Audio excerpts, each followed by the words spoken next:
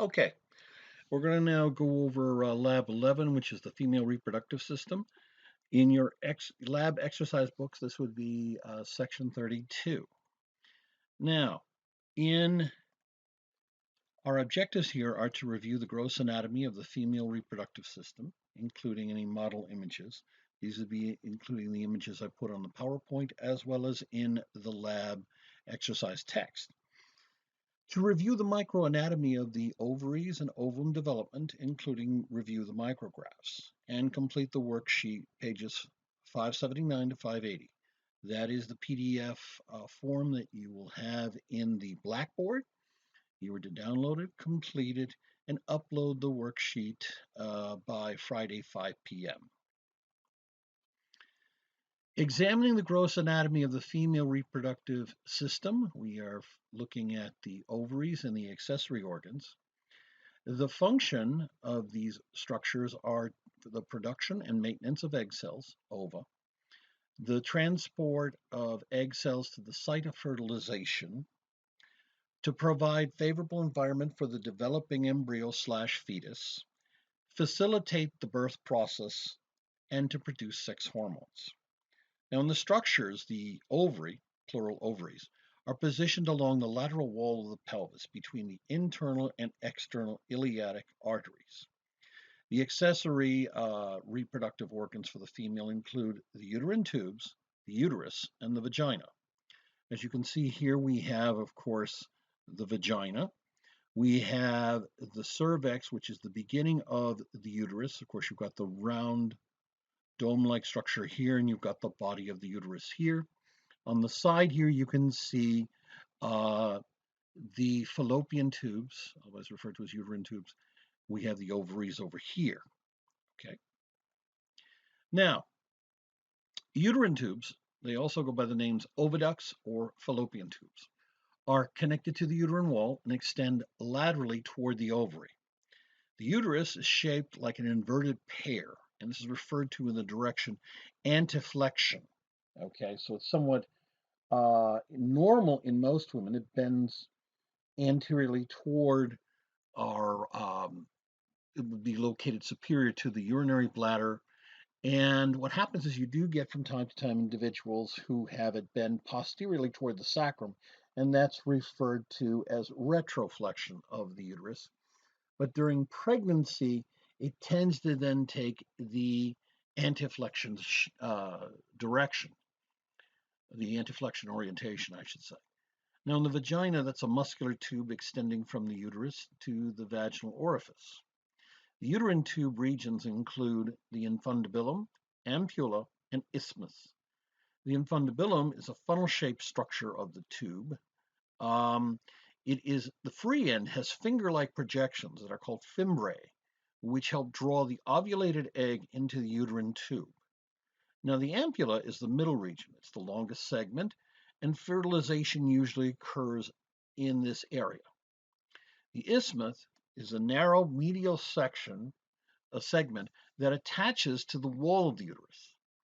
The uterus segments basically consist of the fundus, the body, the cervix. The fundus is that superior dome I mentioned earlier. It's the dome-shaped portion of the uterus. The body is the main portion of the uterus, and implantation of the embryo occurs along the wall of this region. The cervix is located at the inferior end of the uterus and projects into the superior end of the vagina. As we look at this, we have to have some support structures for these organs, and what we have are a series of supporting ligaments.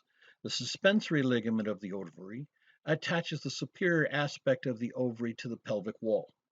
The ovarian ligament attaches the ovary to the uterus. The broad ligament is a fold of peritoneum that supports the ovaries, uterine tubes, and uterus. Then we have the uterosacral ligament. This is a band of tissue within the broad ligament that attaches the cervix to the sacrum. And you can see where these are. Here's the uterosacral ligament right here. You can see the broad ligament here. So kind of think of it as a large, almost wing or shape structure. And it seems to encompass the ovary, the fallopian tubes and, of course, the uterus. You have an ovarian ligament here from the ovary basically to the uterus, all right? If you'll notice that you have the entire uterine tube here, the infundibulum, the fimbriae, okay? And you'll see that where the uterine tube is on this side image here, you have lots and lots of smooth muscle to help propel structures through. And in the broad ligament, it is rich with blood vessels, arteries, and veins. And of course, it has a connection here for the ovarian hilum. And this structure here, the mesovarium, which then attaches to the ovary itself. We have the cortex here, and we have in the medulla, it is filled with blood vessels, lymphatics, and nerves. All right. When you examine the gross anatomy of the female reproductive system, the external genitalia, these include the mons pubis, which is a mound of fat and skin that covers the symphysis pubis. After puberty, this skin will be covered by pubic hair. The labia majora, which you basically have, are two fatty skin folds that are covered by pubic hair.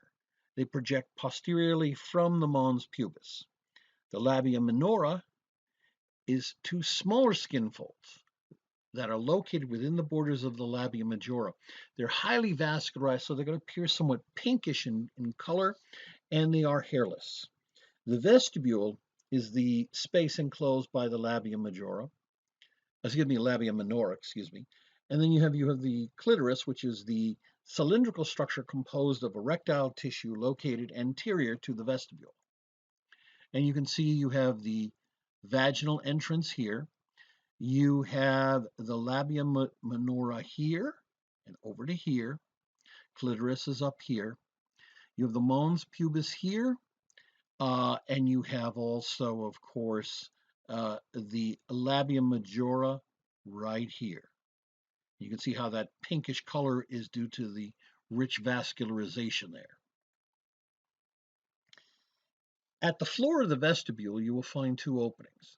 The urethral orifice, which is an anterior opening. The vaginal orifice would be the posterior opening. Now, the vestibular bulbs, these are deep, elongated masses of erectile tissue located on either side of the vestibule. They extend from the vaginal opening to the clitoris. At the vaginal opening, you're going to have greater vestibular glands. These are located deep to the posterior portion of the labia minora on each side of the vaginal orifice. The secretions that are released moisten the area around the vaginal orifice to facilitate penis insertion during sexual intercourse. The hymen is a thin connective tissue membrane. A lot of times, this in some cultures used to be a sign for whether a woman was virgin or not. This will tend to rupture and bleed after the first intercourse, but also it tears sometimes just by physical exercise or the insertion of a tampon. There are, as I said, some cultures that still highly esteem that, and there's actually individuals that have gone to doctors to have a reconstruction of it.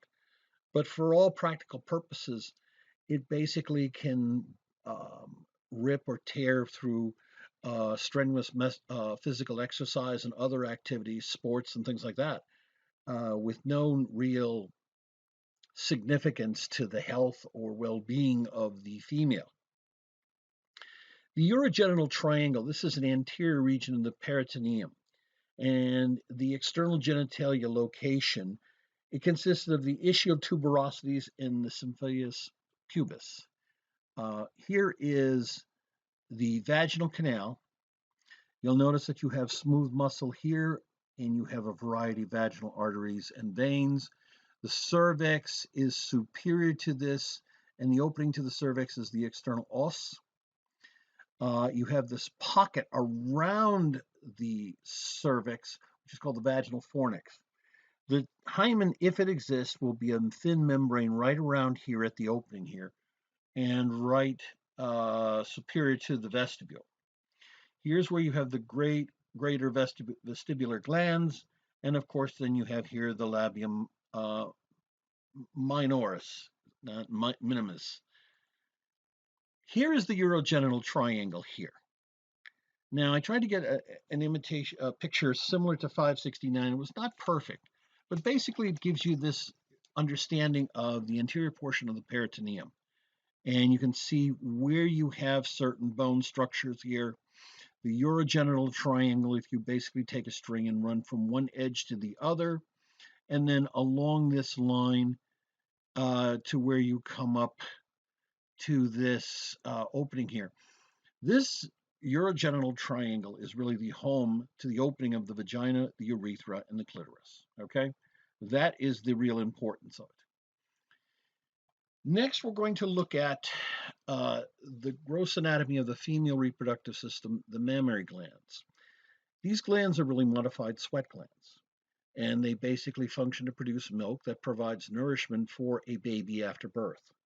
The glands overlie the pectoralis major muscle, and the gland's circular base extends from the second to the fifth, or in some cases, the sixth rib. You will see it also extend from the sternum to the axilla. The structures include the suspensory ligaments. These support the gland and travel from the skin to the deep fascia. They have lobes, there's 15 to 20 of them, and each lobe is made up of lobules. The lobes are divided by fat and connective tissue. Now, the lobules are the clusters of glandular cells that actually produce the milk. You have a lactiferous duct. This is where milk is secreted into the ducts. They will eventually drain into the lactiferous duct, which will converge at the nipple. The areola is a darkly pigmented circular area of skin. Now, here, as I mentioned to you before, the pectoralis major, where the ribs are. This is the first rib, so second, third, fourth, fifth. Sometimes you get sixth, basically from the sternum to the axilla over here. Now, as we continue going over this, I mentioned the areola, but we'll move forward to the nipple. This is a structure projecting from the center of the areola and is the site for suckling by the infant. The lactiferous sinus is really the storage site of milk prior to breastfeeding. The duct expands to form this sinus. So you have this duct that as you have development that occurs, and a lot of it does occur also by certain hormones triggered in part during the period of pregnancy, so that further development occurs. So the cells are all prepared to produce milk at the time of birth. We have in our own development this structure called the mammary line, otherwise known as milk line. It's a thickened ridge of embryonic tissue that extends from the axilla to the groin. Basically, this is the line that you would have mammary glands form from. Usually, the excessive tissue will deteriorate during development. So, in other words, those that are much, much lower, those that are much, much higher, that have no service or purpose, they will deteriorate. Now, polythylemia is the formation of secondary supernumerary nipples. You may have heard of someone having a superfluous nipple. As they have two, but they have a third one. Or polymestia, which is the formation of secondary supernumerary, in other words, above the normal number of mammary glands. Now, when we talk about milk, the colostrum is the first secretion of breast milk that contains protein-rich fluid and antibodies. This helps for the infant's initial immunity. It occurs for basically, the production of it occurs basically for about 2 to 3 days. Then you have breast milk. And the real breast milk will contain lactose, fatty acids, minerals. It will also contain a variety of other materials, which I may cover in subsequent course lectures.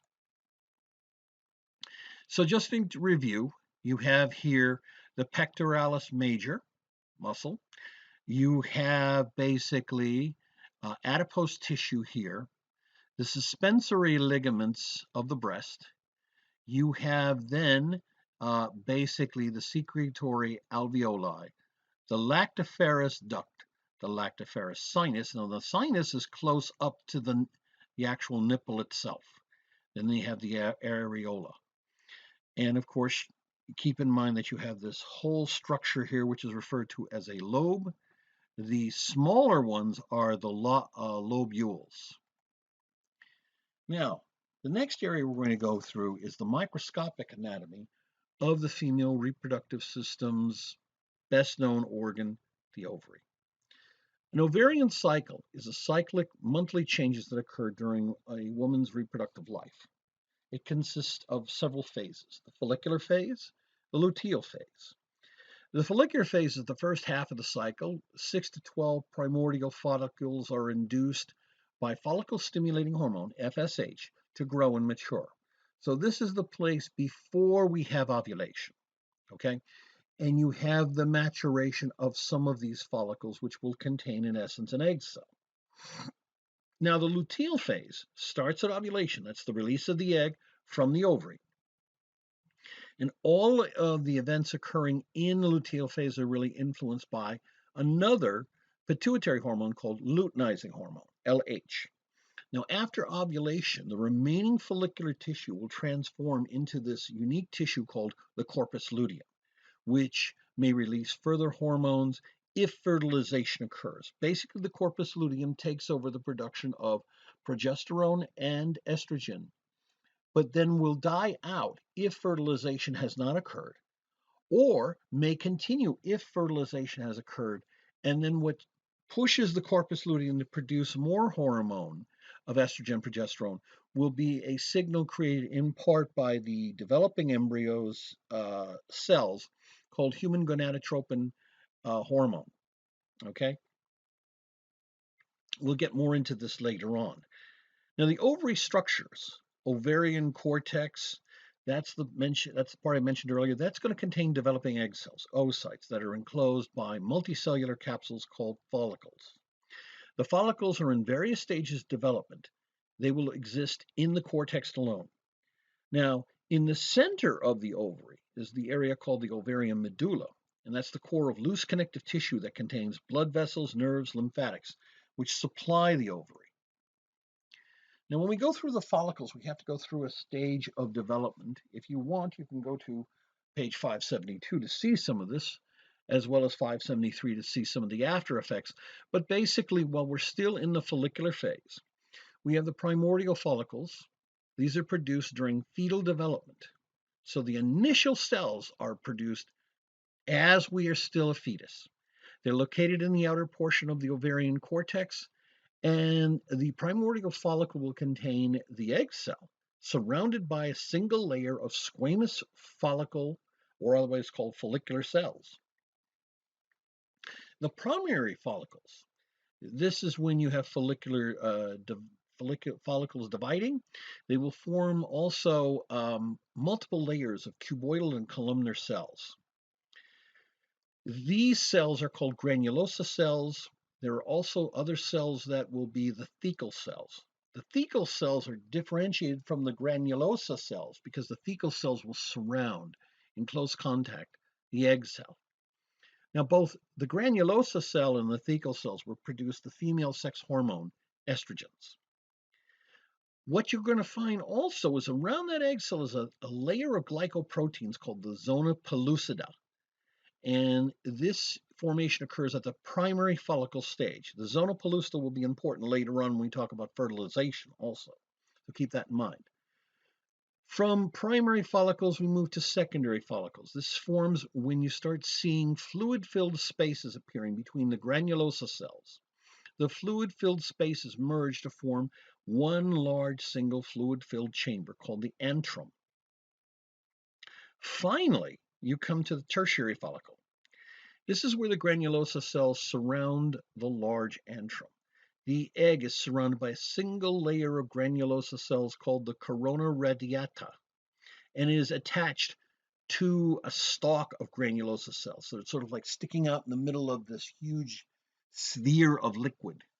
Now, what happens when you come to the point of ovulation is that literally some of the fluid, as well as the egg cell, and some surrounding cells will be basically erupting out the wall of the ovary.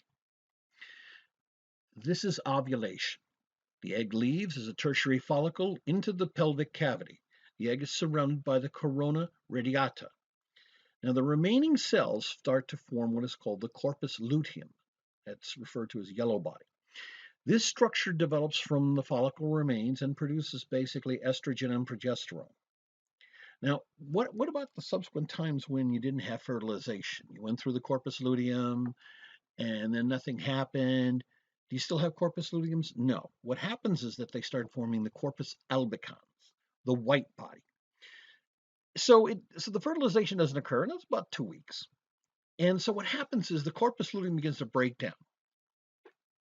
Fibroblasts replace the tissue, forming a clump of scar tissue.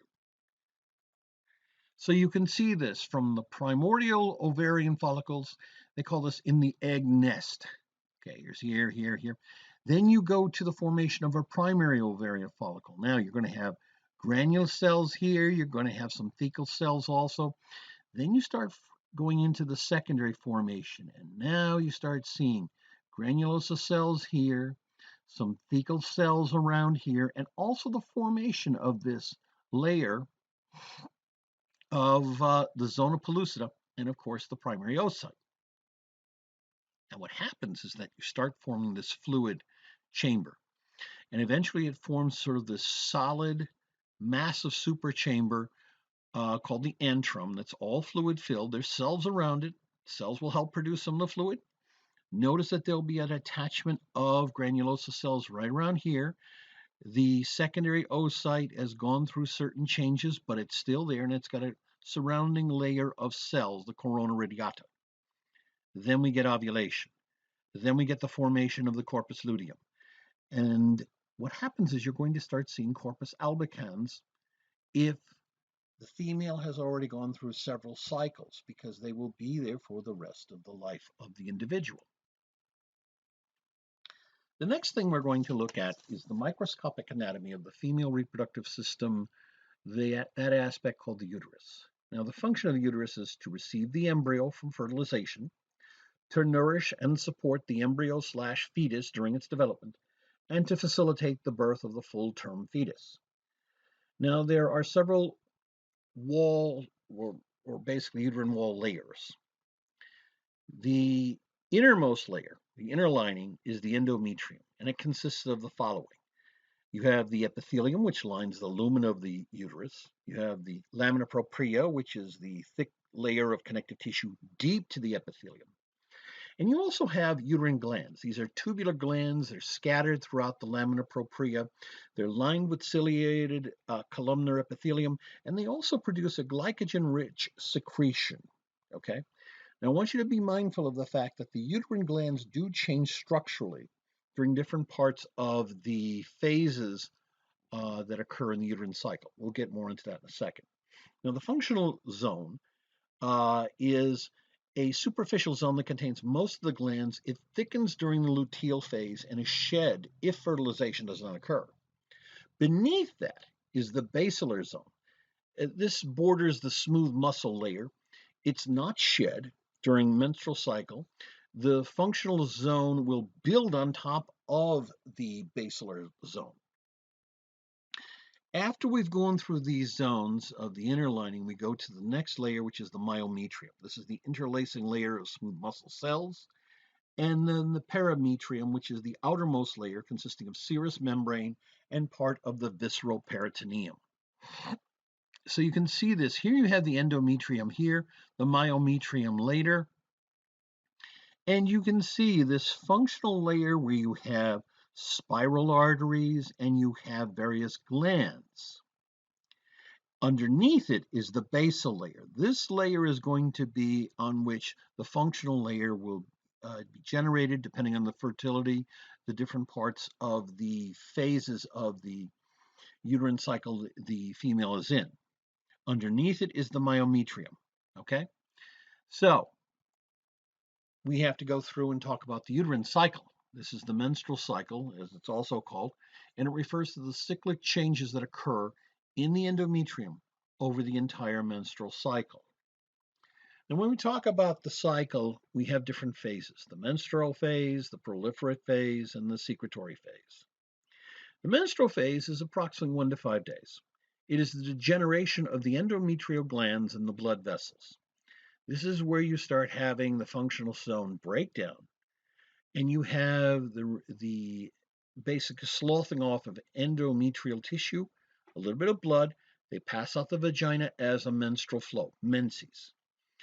Now, after you've had sort of that removal, you start going into the proliferative phase, in other words, the rebuilding. This takes you between days 6 and 14. The bacillar zone gives rise to a new functional zone. Estrogens produced by the ovarian follicle induce endometrial thickening and enhance blood vessels in that zone. In essence, if you wanted to say it, you're now preparing for the possibility of nesting of a fertilized zygote, fertilized embryo, if such an event can occur. That leads us into the secretory phase, which is approximately 15 to 28 days. This is the final stage of the uterine cycle, occurs to prepare the endometrium for implantation. Uterine glands are now large, they're complex, they may be in various branched approaches. You will also see them secrete glycoproteins and other nutrients. The arteries will also supply the early embryo with maternal blood activities. The arteries spiral, so they basically enhance the feeding of this development of this functional zone. Okay?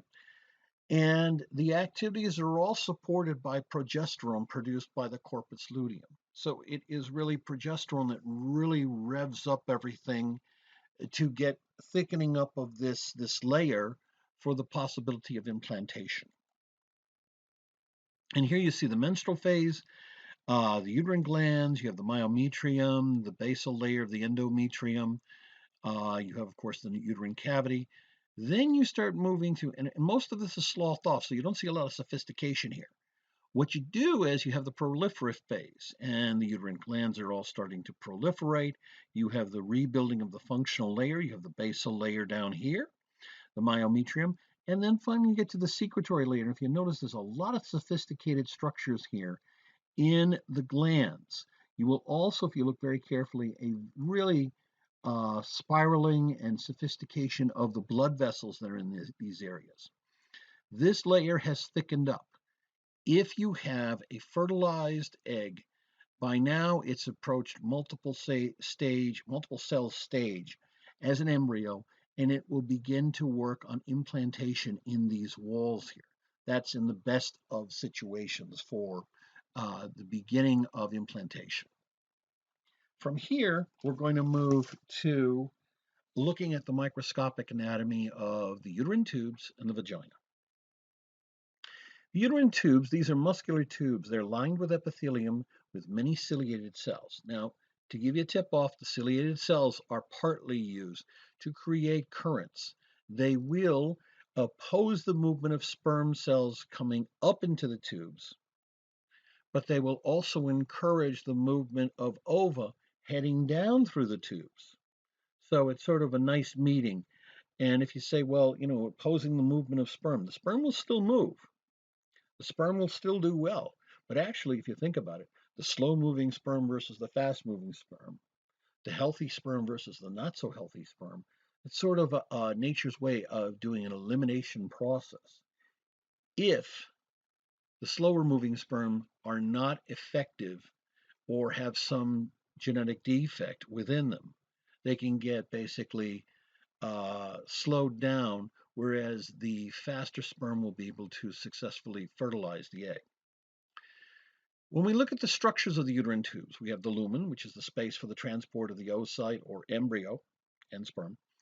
The mucous membrane consists of simple columnar epithelium, as well as underneath a loose connective tissue layer, which we call the lamina propria. But then we have a smooth muscle layer. This layer will thicken as the uterine tube approaches the uterus.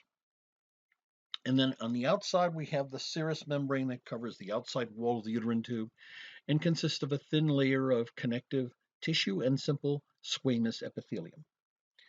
The epithelium surface of the tube has ciliated cells, and they help propel the oocyte down the tube, as I mentioned before. And what you notice is there's the fimbriae, the infundibulum, the ampulla, the isthmus, and eventually we get into the uterine part. You have, of course, in the lining here, the mucosa, and a much wider layer of smooth muscle cells. These are the cilia of the epithelial surface. Okay? When we talk about the vagina, the wall has a thick, smooth muscle layer, and it's lined by stratified squamous epithelium. Now, remember, stratified squamous epithelium is usually because there's going to be some erosive or some frictional activity that causes the upper layers to slough off, which of course would occur in things like sexual intercourse, etc. So you can't have a simple squamous epithelium. You can't have a simple single layer. You have to have multiple layers. The upper layers, of course, lost in part of the functional use of that epithelium. Of course, we've got the lumen of the vagina, which is the entryway for the penis, and the exit for the menstrual flow. The stratified squamous epithelium lines the lumen. Underneath it is a layer of loose connective tissue, which we would call the lamina propria. Next to it would be the smooth muscle layer. This is a thick layer and it's deep to the lamina propria. We have bundles of smooth muscle arranged in circular and longitudinal fashion. From there, we have fibrous connective tissue that's interspersed between the muscle bundles. And then finally, we have the adventitia, which covers the outside wall of the vagina and consists of fibrous connective tissue that blends into connective tissue from nearby structures. As you can see here, we would have the squamous tissue here, stratified. You have connective tissue, then the muscle layer. You can also see this here as the mucosa. Notice that they're non-keratinized, not like it's necessary, but you do have to have some stratification here of layers. And then you have the connective tissue. You have the muscularis, and you have a inner circular and outer longitudinal layer of smooth muscle tissue, and then the adventitia. So that's about it for this lab activity. What you are encouraged to do is to review the gross anatomy of the female reproductive system, including the model images. In this case, the images that you would find in your lab exercise text, as well as any that I've put up in this PowerPoint. Review the microanatomy of the ovaries and the ovum development, including review the micrographs. Okay? You are to complete the worksheet, which is pages 579 to 580. Upload the worksheets by Friday at 5 p.m. Please take time to review the lab videos and the lab manual notes. Have a nice day.